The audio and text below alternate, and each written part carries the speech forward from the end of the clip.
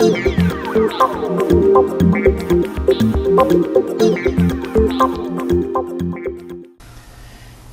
everybody, Frank Garay here again, today with Marc Kanat with Guild Mortgage. How you doing, Mark? Very good, Frank. Thank you so much. Happy to be here today. Oh, great, thanks.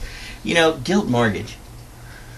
Been around forever. How long have they been around? I mean, I've been doing this over 20 years. When I got into the business, Guild was down the street, retail, to tell you the truth.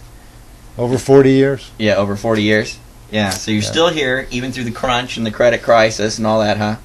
Well, I think we're still here because they're a pretty conservative company. I didn't used to think that was a good thing, but now I'm pretty happy that pretty good. They followed that line. Yeah. You know, I wanted to get them in here, guys, because, you know, Guild has been around for such a long time, and they kind of, you know, their staple in the past was always your agency stuff and your government stuff. You know, and now that we're in this new market, if you will, you know, I think the government stuff, you know, is going to become more and more of a viable option for us as far as, you know, our needs go out there. So are you guys, Mark, still pretty heavy into the govs? I mean, you got all the gov stuff and whatnot still? Very strong. We also have the CalHfa program as well as the FHA and VA and all the other assorted community-related programs. Okay.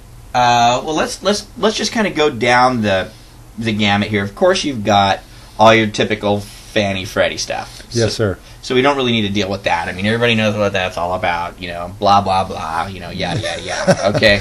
Full doc, A credit. Right? Yeah, right. So, but let's talk about the other stuff. Okay, going down toward down the government kind of things. Give me, what do you got? I mean, you said you even had CalPERS. What do you got right now? Well, we got the CalPERS, which is, I think, kind of fading a little bit in popularity.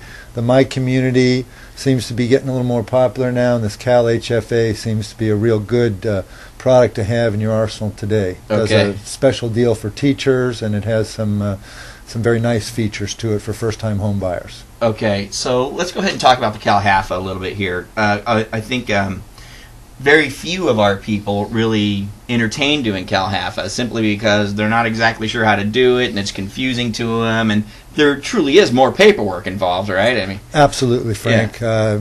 Some of the programs require up to 3 years worth of tax returns, plus numerous documents to be signed in advance that authorize the broker and the lender to move ahead on the transaction. Okay. Well, let's just kind of go down my little list that I take everybody down on. Let's just focus on CalHfa for right now, just for the sake of doing it, and see how much info we can get out of you on this, because they might have some stuff laying around in the drawers that might be perfect for CalHfa. I hope so. First of all, I know for a fact that CalHfa is definitely a low-to-mod product, right? They've got income limits? They have income limits for most of the different counties. They're in the booklet, which I'll give you the website for later on. Okay. They have both income and price points that you cannot exceed. Okay. Price points. Oh, sales price. Sales price. Okay. And then their website that you're going to give us, I mean, pretty much all the information's there. Absolutely. So are income limits and everything there? You can get the booklet off the website. What you get off the website that I think is most beneficial is the ability to sign up for some training if you like to learn in detail how the CalHfa program works. Okay, so let's say we get through all that, you know, and I think it's a good idea if you guys want to get on there and get the training done, but let's say we get through all that and we're kind of trained up on this, and we, you know, figured out where our income limits are and our price limits are and stuff like that. Let's kind of go down the gamut. I mean, let's start with credit. This is pretty much a purchase loan, right? It is specifically a purchase transaction for first-time home buyers, yes. Okay, great. So, purchase deal. What kind of FICO scores are we looking at? Well, we're looking at normal FICO scores above 600. It says that there aren't limitations, but I've not seen anything below 600 really get approved. Okay. Now, I know in some instances, lenders, let's say CalHfa says, yeah, you know, this deal's fine with us, even though it's below 600, but the lender will step in and say, well, it's not okay with us. Are you guys going to do anything like that? Guild does not have overlays. The files are underwritten by the CalHfa underwriters, and we go with their approval. So if CalHfa says go, it's a go, as far as you're concerned. Yes, okay. sir. So there's no real FICO limit on it. Correct. Just like some of your Fannie Freddie stuff that'll approve. Your experience, though, has been you haven't seen much get through that's under the 600 range. I've heard stories, but not personally experienced anything below 600. Okay. All right. So do I need a certain amount of trade lines or anything like that? Again, it's a first-time home buyer program. You have two options with the underwriting. One is an automated system that's proprietary to CalHfa. The other is a mandatory underwrite. So you can use alternative forms of credit. You do not need to have the standard 2 or 3 trade lines for 24 months. But they're going to want to probably, if we don't have anything on a credit report, get something out of us, maybe a few trade lines, something like that. Okay, what about verification of rent? Do you know about that? Yes, it requires, again, pretty extensive documentation. If you're a renter, of course, you're going to want to get a verification of rents. You may have to provide canceled checks on that if your property is not managed by a property management company. Okay, so they won't do the private party VOR? Private party VOR, no. But again, a VOR is not an absolute necessity in the transaction. Okay, so you could be living at home. Yeah, you could be living with your parents or something like that. Okay, what about the cash requirements? What are we looking at there? Do you know? I mean, do they have to have any money on their own? It depends on the individual. It is a 100% possible product. School teachers in particular can be given an additional down payment assistance program. Your average borrower can get in with 5%, in some cases as little as 2%. Really? So they don't do 100%? I thought that they did 100%. They do 100%, but it's a combination of the CalHfa and a down payment. And a DAP. Yeah, a DAP, exactly. Okay. It's acronym rich, Frank. Okay, it is, isn't it? Yeah. So it's, is that me? How embarrassing. Sorry.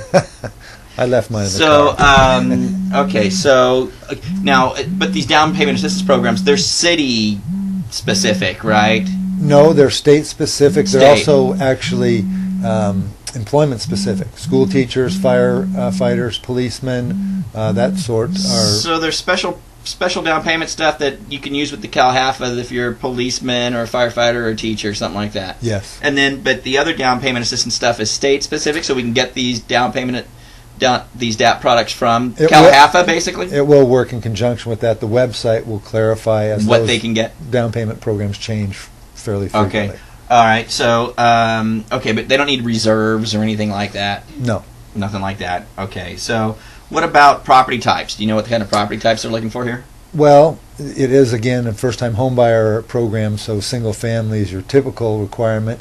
I believe you can purchase 2 units, but beyond 2 units, I think there's some restrictions there. What about condos? Do you know? Condos are fine. Non-warrantable condos? Don't know the answer to that one, All Frank. right. Have to check. Not manufactured. CalHfa won't do manufactured, will they? CalHfa will not do manufactured. Okay, so that's all good. So if we wanted to get rocking on this with some training, you don't actually offer the training. It's better to get it right from CalHfa. Yes, and let me say up front that you don't need the training to do the transaction, but the training will definitely assist you, particularly with the paperwork. It gets you going in the right direction. Yeah. Would you like me to give the folks the website? Yeah, why don't you let us know what it is? www.calhfa.ca.gov. Okay, great. How's your turn times doing? Our turn times are excellent. However, CalHFAs are a little bit slower. Okay, what kind of rates are they giving at CalHfa? Well, you have 3 products. Thank you for asking that. You got your standard 30-year fixed, your 40-year fixed, but the big winner today is the 35-year IO. Okay, and what about are they rolling in at roughly? They post that rate on a daily basis. It's currently at 6.75. Okay. All right. They got MI too, don't they? Yes. And it's a low factor. Yes. Okay. Well, we're kind of running out of time here, so all right. Well, okay. Marc Kanat. Thank you. Right? Guild Mortgage. Where's your office? I'm located in Walnut Creek. Do you actually have an office? I mean, you got underwriters sitting in there and everything? No, our underwriters are in San Diego. They're in San Diego. So who's in your office?